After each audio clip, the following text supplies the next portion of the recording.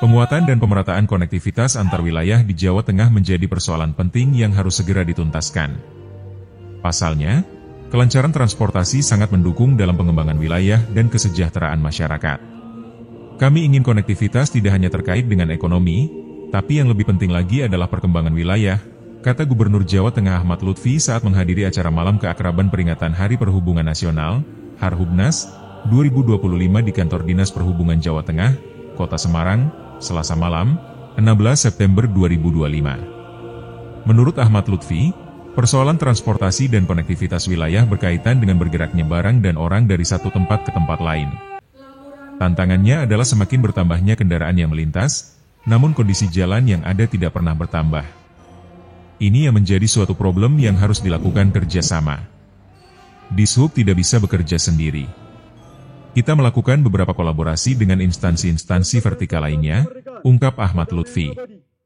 Menurutnya, tantangan lain adalah kondisi infrastruktur jalan antara Jawa Tengah bagian utara dengan bagian selatan hingga kini belum rata. Di wilayah Pantura, kondisinya cukup bagus karena sudah ada jalur Pantura, jalan nasional, tol Trans Jawa, dan jalan provinsi yang tuntas dari perbatasan Brebes sampai Rembang. Namun, lanjutnya, untuk jalur selatan hingga kini perlu terus dilakukan pengembangan. Dijelaskan, guna memangkas ketimpangan tersebut, pengembangan pelabuhan juga menjadi salah satu upaya yang akan dilakukan. Di mana di wilayah selatan juga memiliki beberapa pelabuhan yang dapat memberikan efek langsung pada pengembangan wilayah. Termasuk proyek-proyek strategis nasional PSN, seyogianya kita geser ke wilayah selatan, biar terjadi pemerataan, ungkap Ahmad Lutfi. Sementara itu, Kepala Dinas Perhubungan Jawa Tengah, Arif Jatmiko, mengatakan, sudah banyak upaya dilakukan Pemprov Jateng untuk memperkuat konektivitas transportasi. Terbaru adalah mengembalikan status Bandara Internasional Ahmad Yani Semarang. Saat ini juga sedang berproses terkait status internasional untuk Bandara Adi Sumarmo. Pelabuhan juga kita dorong untuk bisa berkembang, kemudian perkeretaapian juga didorong, katanya.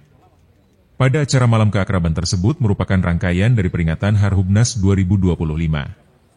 Acara dihadiri seluruh Kepala Dinas Perhubungan Kabupaten Kota se-Jawa Tengah, serta instansi terkait seperti perkeretaapian, Airnav, dan lainnya. Peringatan Harhubnas 2025 yang disentralkan di Jawa Tengah akan digelar di Kota Semarang, Rabu, 17 September 2025. Kali terakhir peringatan disentralkan adalah di Jawa Tengah pada 2016. Pemprov Jateng melaunching modernisasi pembayaran Trans Jateng dengan menambah dan meningkatkan kualitas kanal pembayaran.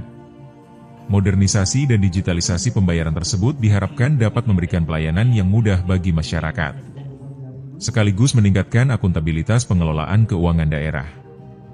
Penumpang Trans Jateng dapat membeli dan membayar tiket dengan tunai dan non-tunai melalui kanal pembayaran KRIS, aplikasi Si Anteng, Astrapay, kartu multitrip, KMT, e-money, Mandiri, Tapcash, BNI, Brizz, BRI, dan Flash, BCA.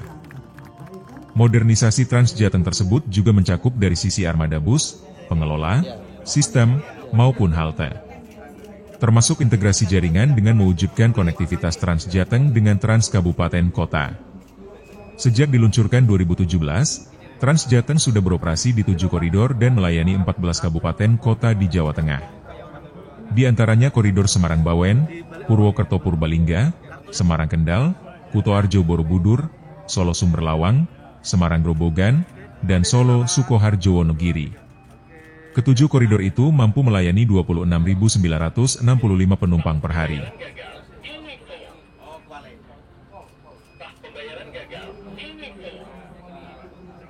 Harapan kita ke depan, transportasi tidak hanya merupakan bakti untuk negeri, tetapi juga bakti untuk bagaimana kita memberikan pelayanan yang terbaik kepada masyarakat dengan mengedepankan konektivitas hubungan wilayah kita, antar kota, antar provinsi, yang lebih utama adalah antar daerah dalam rangka pemerataan ekonomi maupun masyarakat, yaitu jalur utara dan jalur selatan.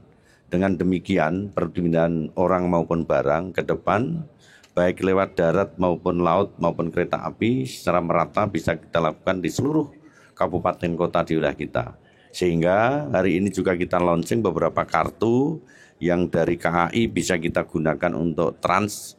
Ada pengembangan trans kita, yaitu trans wilayah yang akan kita kembangkan, diantaranya mungkin nanti daerah Batang, kemudian Magelang, kemudian Jepara, Kudus, dan Banyumas.